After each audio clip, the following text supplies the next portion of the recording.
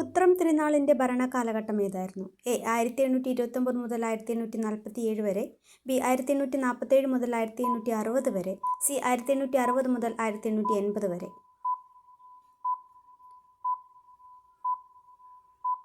Answer B 1847 മുതൽ 1860 വരെ. ഉത്രം തിരുനാളിൻ്റെ ഭരണവുമായി ബന്ധപ്പെട്ട് തന്നിരിക്കുന്ന പ്രസ്താവനകളിൽ ശരിയായതേത്? എ കഥകളി പ്രോത്സാഹിപ്പിച്ചു, ബി പെൺകുട്ടികൾക്ക് വേണ്ടി സ്കൂൾ ആരംഭിച്ചു, സി പണ്ടാരപ്പാട്ട വിളംബരം ചെയ്തു.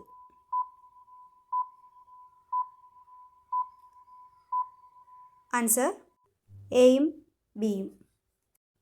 ഉത്രം തിരുനാളിൻ്റെ ഭരണവുമായി ബന്ധപ്പെട്ട് തന്നിരിക്കുന്ന പ്രസ്താവനകളിൽ ശരിയായത് ഏത്?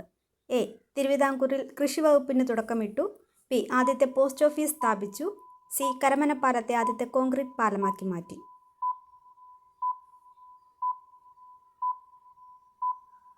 ആൻസർ ബിയും സിയും. ക്യാമറയ്ക്ക് മുന്നിൽ ആദ്യമായി പോസ്റ്റ് ചെയ്ത തിരുവിതാംകൂർ ഭരണാധികാരി ആരാണ്? A Uthram Thirunal, B Ayilyam Thirunal, C Vishakham Thirunal. Answer B ആയില്യം തിരുനാൾ. തിരുവിതാംകൂറിലെ കർഷകരുടെ മാഗ്ന കാർട്ട എന്നറിയപ്പെടുന്നത്? എ 1865 പണ്ടാരപ്പാട്ട വിളംബരം, ബി 1867 ജമ്മിക്കുടിയാൻ നിയമം, സി 1896 ജമ്മിക്കുടിയാൻ റെഗുലേഷൻ ആക്ട്. ആൻസർ എ 1865 പണ്ടാരപ്പാട്ട വിളംബരം. തന്നിരിക്കുന്നതിൽ ആയില്യം തിരുനാളുമായി ബന്ധപ്പെട്ട ശരിയായ പ്രസ്താവന ഇത്? എ പുനലൂർ തൂക്കുപാലം നിർമ്മിച്ചു, ബി ദുർഗണ പരിഹാര പാഠശാല നിർമ്മിച്ചു, സി സെക്രട്ടേറിയറ്റ് മന്ദിരം പണിതു. ആൻസർ എയും സിയും. തിരുവനന്തപുരത്തെ സെക്രട്ടേറിയറ്റ് മന്ദിരം പണിതത് എന്നാണ്? A 1865, B 1867, C 1869.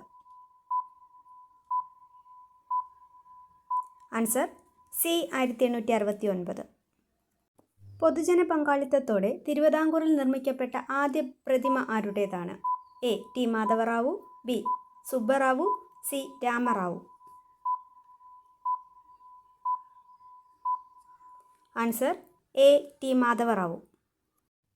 പുനലൂർ തൂക്കുപാലത്തിൻ്റെ ശില്പി ആരാണ്? A Barton, B Albert Henry, C Ralph Fitch.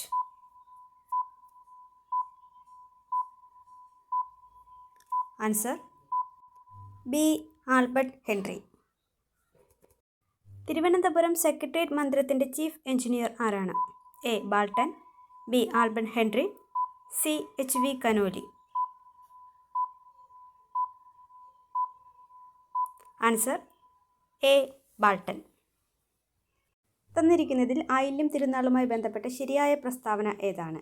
A government ഉദ്യോഗസ്ഥർക്ക് വസൂരി വാക്സിനേഷൻ നൽകി, ബി റവന്യൂ വകുപ്പിനെയും ദേവസ്വം വകുപ്പിനെയും വേർതിരിച്ചു, സി വിക്ടോറിയ രാജ്ഞി മഹാരാജ ബിരുദം നൽകി.